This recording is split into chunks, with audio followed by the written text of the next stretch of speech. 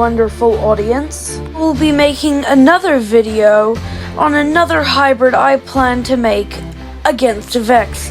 Now you might be expecting this video to be about my other hybrid, Hippocampus Rex, aka Bob, but no.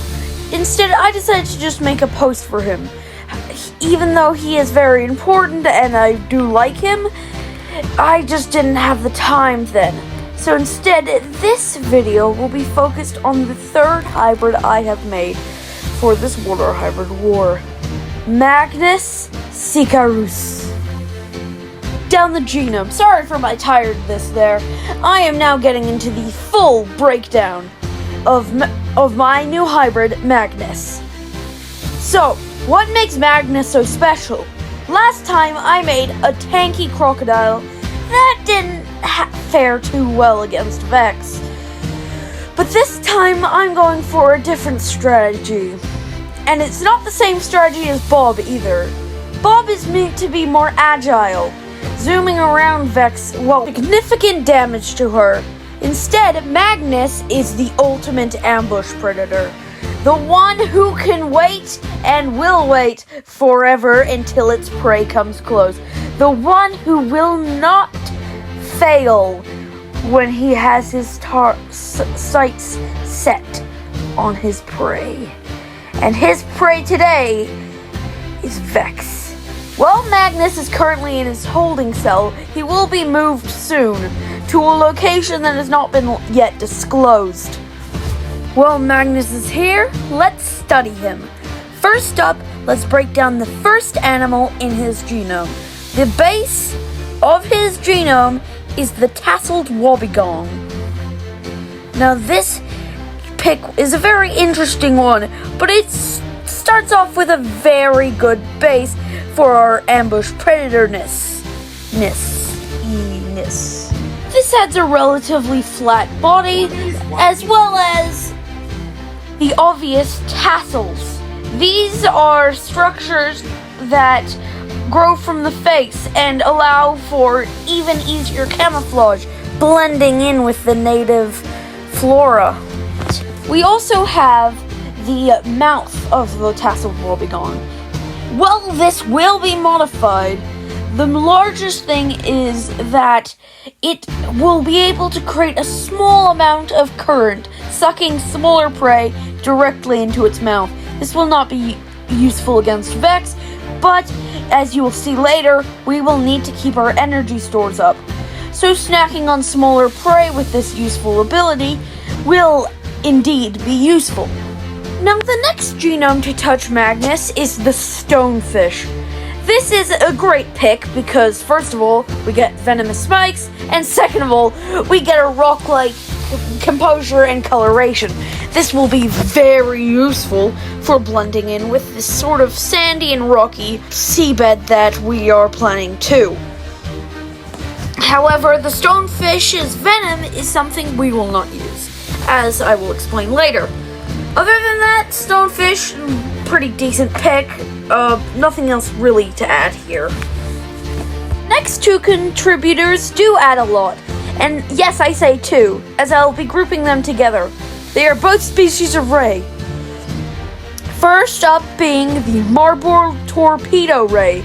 This is a species of torpedo ray, aka electric ray, which yes, does allow us to generate a current. However, that's not the main use we will use.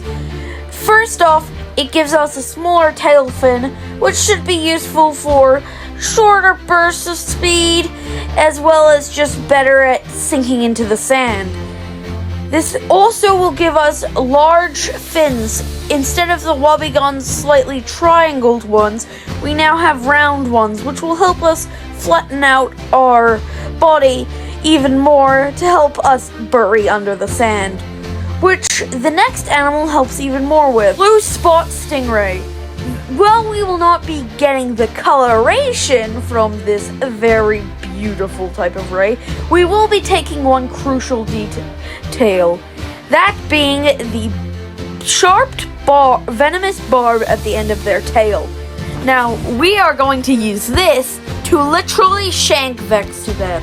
I will explain that later. The next animal in Magnus's genome is the saltwater crocodile. This one is very interesting. It's a last-minute addition, and this one was for a few reasons. First off, this gives us a very strong jaw muscles. We will not be taking all of them, but this gives us a pretty nice grippy bite. Second off, it gives us scutes, which increases our durability and our rock blendability even more.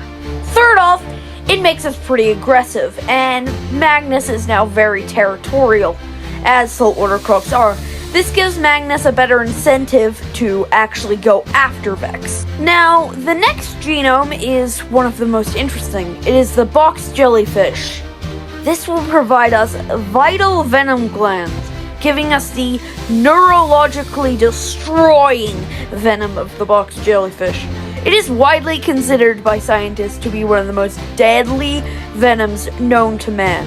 And there's a good reason for that. First of all, this venom attacks the brain, so a very deadly neurotoxin. It can be injected by normal box jellyfish with their stingers. However, this one will be injected by either the stonefish spines or the tail barb given by the ribbon tail ray. Now, this doesn't add too much else, but this box jellyfish's venom is very potent. I haven't really mentioned how though, so let me explain. So in a normal box jellyfish, these would be released by tiny stingers that would release the venom when the tentacles rubbed against prey. However, in our hybrid, instead, we're just substituting this out for a normal venom gland. So it has the same effect as the box jellyfish venom, however, it's not injected in the same way. How this this will cause symptoms in Vex, such as severe pain. It can cause problems like muscle damage, calcium leakage, and most importantly, eventually could lead to cardiac arrest.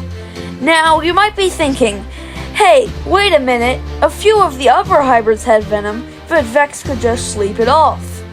Well, that's the thing. Vex can sleep it off, but only if she gets one dosage. Imagine if Vex's crocodile immune system is being overwhelmed by this incredibly lethal toxin in a much larger amount than would be by a normal box jellyfish. That is deadly. You cannot tell me that being repeatedly stabbed and injected with more and more venom will not do anything to Vex.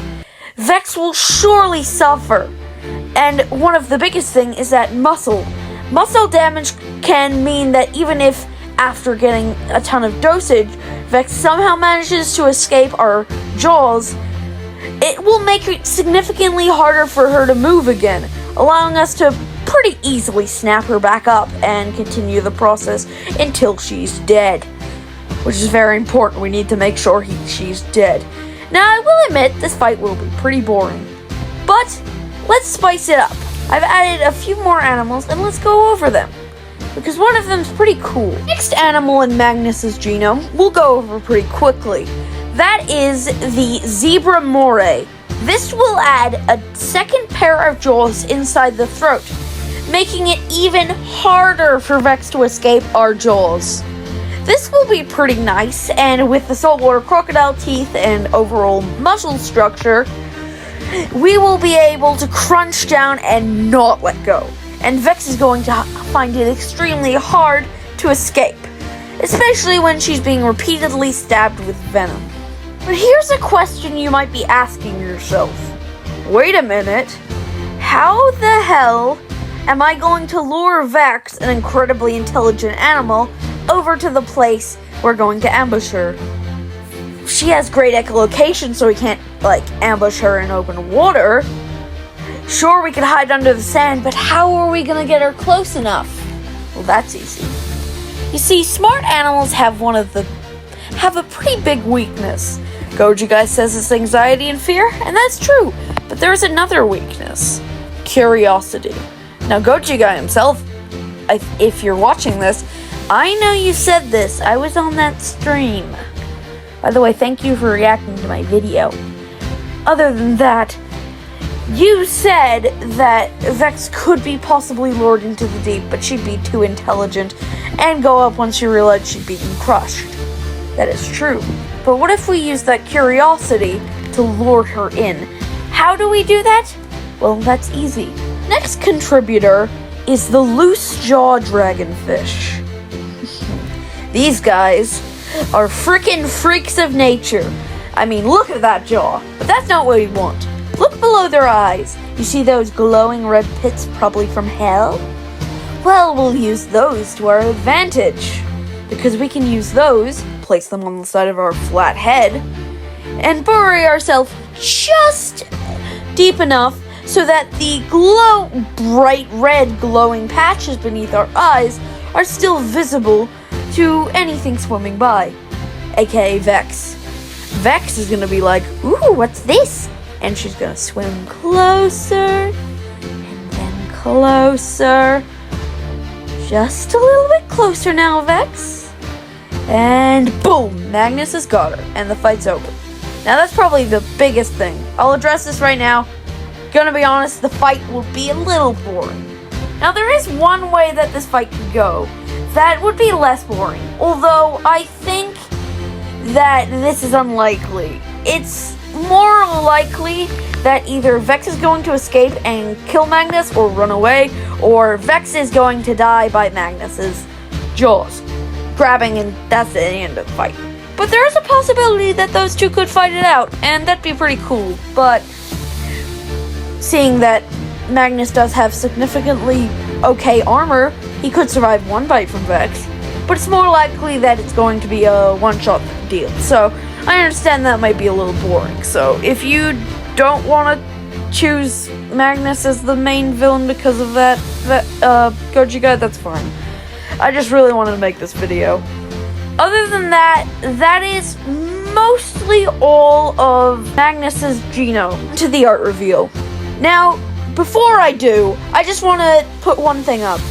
I want to give a massive, and I mean massive, shout out to Raptor Art, aka Raptor Art and Gaming. Go check him out, go subscribe to him. He is so talented with his art, and he's the one who made the first Magnus drawing I'm going to show you. I made the rest, but I just wanted to give a shout out to him because he's my friend now, and I've had so much from him already, and he's just an amazing artist, and you should totally go subscribe to him. GojiGuyy, if you're watching, go subscribe to Raptor Art and Gaming. He's so cool. He also made a hybrid for the water hybrid lore, so if you haven't seen that yet, go watch it. He's also making some lore videos and his own lore, and it's super cool what he's doing with his friends, so go check them out. Anyway, time for the art reveal.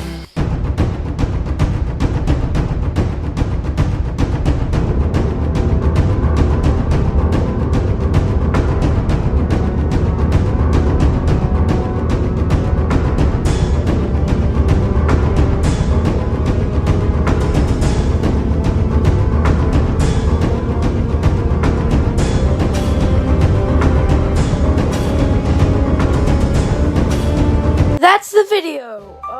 The art, I hope you really like it, GojiGuyy. Please, if you're watching this, I'm so happy you reacted to the last one. It was great. Other than that, this has probably been one of my favorite hybrids I've made so far. I will continue to make more hybrids. But the next video I'm planning to make is a Poppy Chapter 4 video, so stay tuned for that. Other than that, subscribe so I can get a better microphone as always. Bye!